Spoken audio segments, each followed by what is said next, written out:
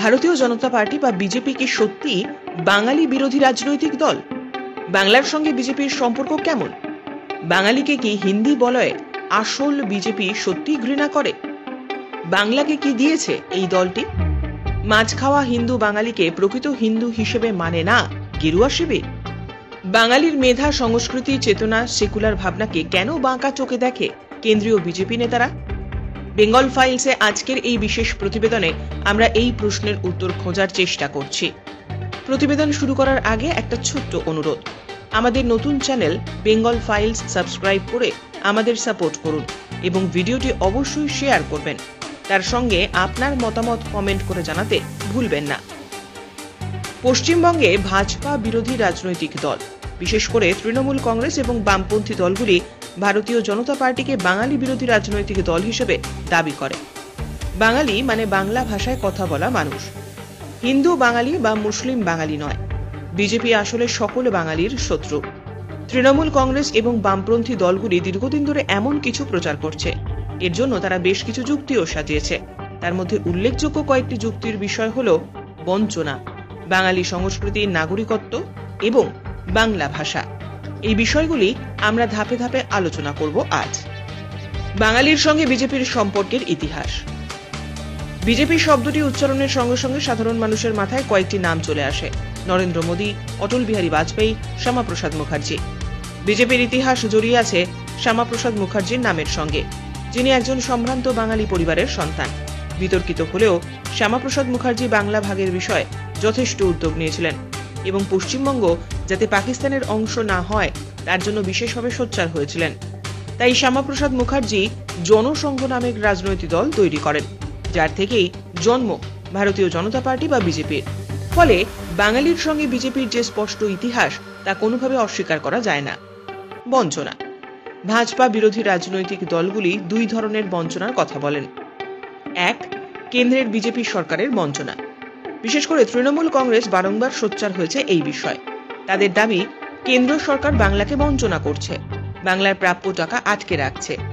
100 দিনের টাকা থেকে আবাস প্রকল্পের টাকা, তাছাড়াও বাংলার উন্নয়নের জন্য বিশেষ কোনো অর্থ বরাদ্দ করে না বিজেপি সরকার। পাল্টা যুক্তি হিসেবে বিজেপি নেতৃত্বরা দাবি করেন, বিভিন্ন প্রকল্পের নাম বদলে দিচ্ছে রাজ্যের তৃণমূল সরকার।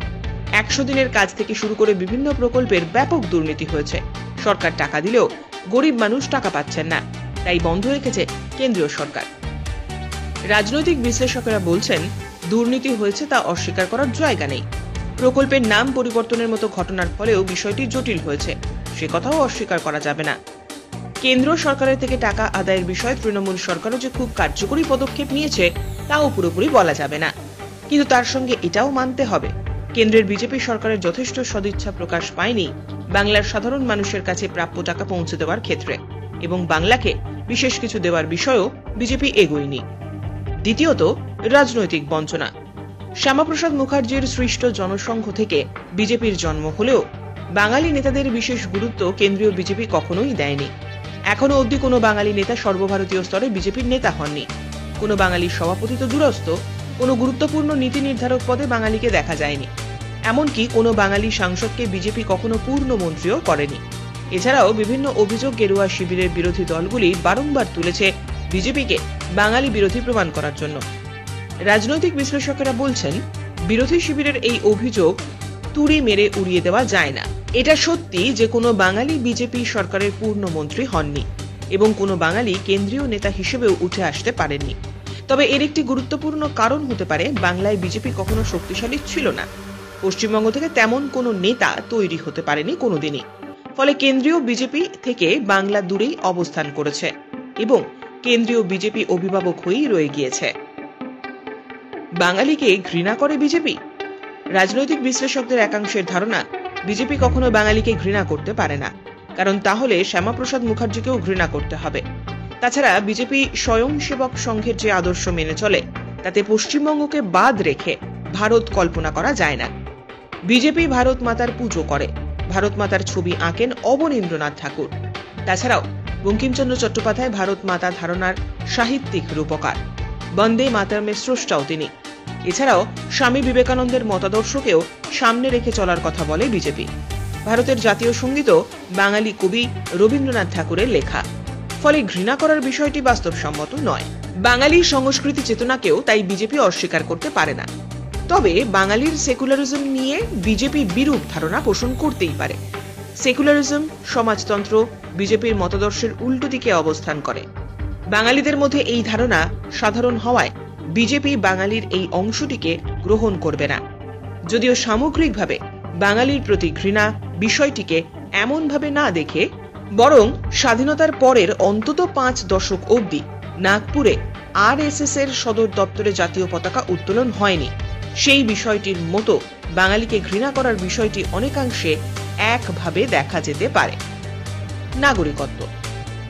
বিজেপি বাঙালি বিরোধী এই ধারণা প্রচারের ক্ষেত্রে নাগরিকত্ব বিষয়টি বিরোধীদের কাছে বড় হাতিয়ার। তাদের অনেকের দাবি, বিশেষ করে পূর্ববঙ্গ থেকে আসা হিন্দু বাঙালি মতুয়াদের নাগরিকত্ব কেড়ে নিতে চায় বিজেপি সরকার, এবং যারা এখনো নাগরিকত্ব পায়নি তাদের নাগরিকত্ব দিচ্ছে না কেন্দ্র। নাগরিকত্ব বিষয়ে গভীর দৃষ্টি রাখা বিশিষ্টরা বলেন, বিজেপির বিরুদ্ধে এই অভিযোগের সার্বিক সত্যি বা মিথ্যে কোনোটাই নেই। CAA 2019-এর মধ্য দিয়ে বিজেপি নাগরিকত্ব প্রদান করবে বলে দাবি করলেও বাস্তবতা বলছে জটিল নিয়মের ফলে এই সুযোগ থেকে বঞ্চিত হচ্ছে ওপার বাংলা থেকে আসা হিন্দু বাঙালিরা। আবার একথাও সত্যি, পাসপোর্ট করা, ভোটার লিস্ট সংশোধনের মতো কাজের ফলে যারা ইতিমধ্যে নাগরিক হয়েছেন তাদের নাগরিকত্ব নিয়েও প্রশ্ন ওঠে। ফলে সারাক্ষণ ভয়ের মধ্যে থাকতে হয় এদেরকে।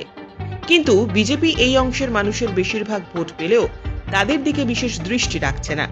ফলে ওপার বাংলা থেকে আসা হিন্দু বাঙালিদের মধ্যে বিজেপি সম্পর্কে একটি বিরূপ ধারণা তৈরি হচ্ছে, এবং বিজেপি নিঃশর্ত নাগরিকত্ব প্রদান না করলে বিরূপ ধারণা যে ক্রমেই বিরোধিতায় পরিণত হবে তা সহজেই অনুমেয়। আপনি কি মনে করেন, বিজেপি কি বাঙালি বিরোধী রাজনৈতিক দল? কমেন্ট করে আপনার মতামত অবশ্যই জানাতে ভুলবেন না। ভিডিওটি লাইক করে বন্ধুদের সাথে শেয়ার করুন। আমাদের নতুন চ্যানেল বেঙ্গল ফাইলস সাবস্ক্রাইব করে আমাদের সাপোর্ট করুন।